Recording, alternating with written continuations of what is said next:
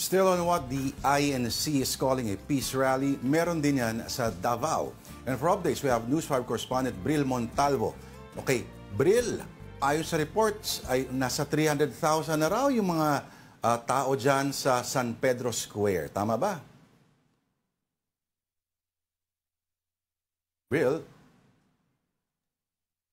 Lord, alam mo, nag-ikot-ikot tayo dito sa may San Pedro Square, dito sa Davao City, kung saan isinagawa itong National Rally for Peace ng ating mga kapatid na Iglesia ni Cristo. At hanggang sa ngayon, Lord, ay nagpapatuloy pa rin ang programa ng kanilang aktibidad dito nga sa San Pedro Square. At kanilang alas 9 nang magsimula ito. At sa huling datos nga ng ating Davao City Police, nasa 200,000 na mga partisipante or dumalo dito na mga miyembro ng Iglesia nito galing sa Northern Mindanao, Sargen at maging dito sa Davao Region.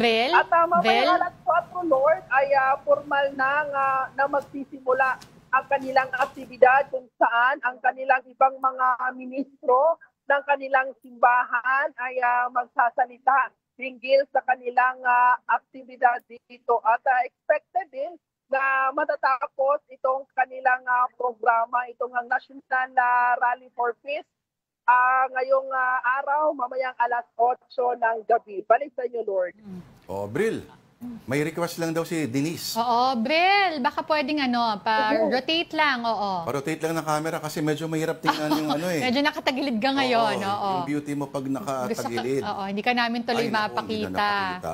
Ayan, Bril.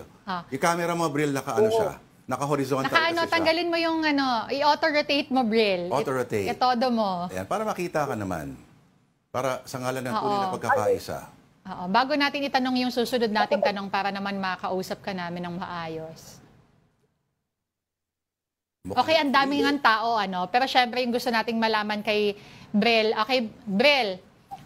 Bril, yung pamilya Duterte, nasan ba sila ngayon? And sila VP Sara, ayan, sila former President Digong, and of course, other members of the clan, sila ba ay aasahang ding pumunta dyan sa rally? Yes, tama ka nga dyan, Denise. No? Yan din ang isa sa mga inaabangan ng mga Davaoenyo dito nga sa National Peace Rally na Iglesia ni Cristo dito sa lungsod. Kung dadalo ba ang pamilya Duterte or isa sa mga pamilya Duterte dito sa Peace Rally. Sa ngayon, wala pa tayong informasyon kung sino-sino sa mga very important persons or mga VIP or mga kilalang personalidad ang dadalo dito hanggang sa ngayon.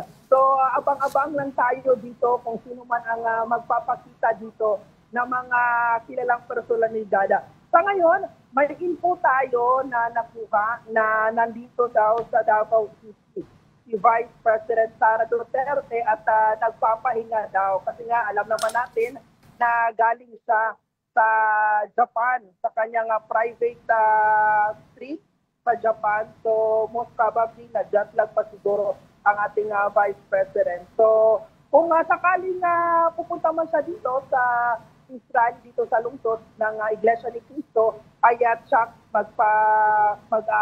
mag-ambush interview tayo sa kanya.